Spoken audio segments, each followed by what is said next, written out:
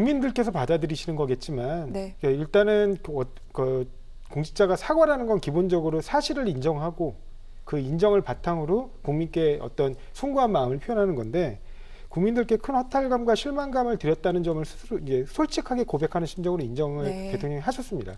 그 다음에 그런 부분에 대해서 숭고한 마음도 표현을 했고 앞으로 이런 부분이 반복되지 않도록 어떠한 방식으로 이러한 그 공직사회의 부정부패 내지는 네. 적폐를 청산할 것인지 그 부분에 대해서 강력한 의지를 표명하셨거든요. 그러니까 나름 진정성 있게 사과하셨다고 저는 보는데 국민들이 어떻게 받아들일지는 잘 모르겠습니다. 알겠습니다. 좀 그 부분은 또 여론 수렴 과정이 있어야지만 되겠죠. 그런데 야당에서 주목하고 있는 내용은 또 이 대목이기도 합니다.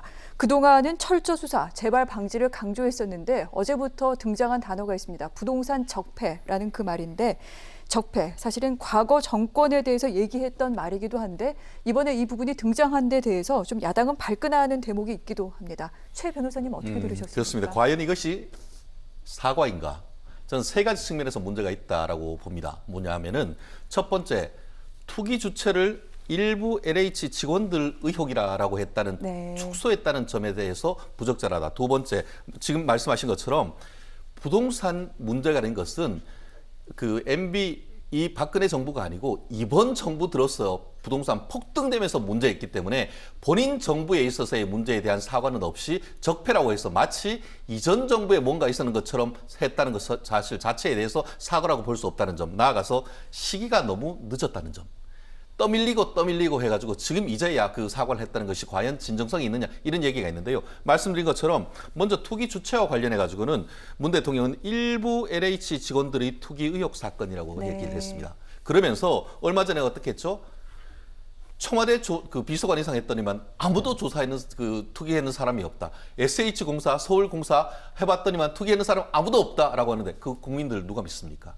그렇다는 점에서 거기다가 오히려 지금 정부 여당 국회의원들 한 7분 정도가 지금 투기 의혹에 휩싸여 있습니다. 그런 부분에 대한 어떤 그 국정운영자로서의 어떤 종합적인 사과가 있어야 되는 것이지 네. 달랑 일부 LH 직원이라고 꼬리 자는 것이 잘못됐고 말씀드렸듯이 이번 정부에 들어서 부동산이 폭등했습니다. 그 전 정부가 아닌 거예요. 그래 놓고는 지금 마치 촛불 정신으로 해서 부동산 적폐를 한다는 것은 결국 이전 정부 그 보수적인 사람과 아닌 사람을 네. 또 표를 갈르려고 해서 갈라치게 하려고 하는 것이 아니냐. 그것이 과연 무슨 어떤 그 진정성이 있는 그 사과이냐인 것이고 말씀드렸듯이 엊그제 어떤 글이 올랐죠. 저는 정말 제가 그게 가짜 뉴스인 줄 알았습니다.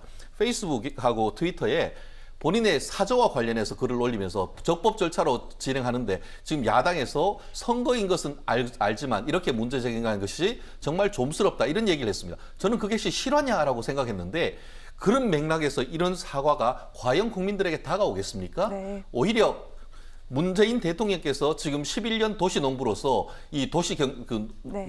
농부로서의 활동했다는 사실 자체에 대해서 국민들은 야 저렇게 해서 나도 시골 가가지고 서울에 있으면서 시골 가가지고 땅 산 다음에 그것을 농지에서 그 주택으로 전용해가지고 한다고 하면은 나도 지금 해서 돈 벌 수 있겠다는 그런 언론이 있는데 그런 부분에 대한 그 어떤 해명이 없이 일방적으로 이것을 네. 마치 전 정부의 어떤 문제인 것처럼 한다는 것이 과연 국민들이 얼마나 공감할 것인가.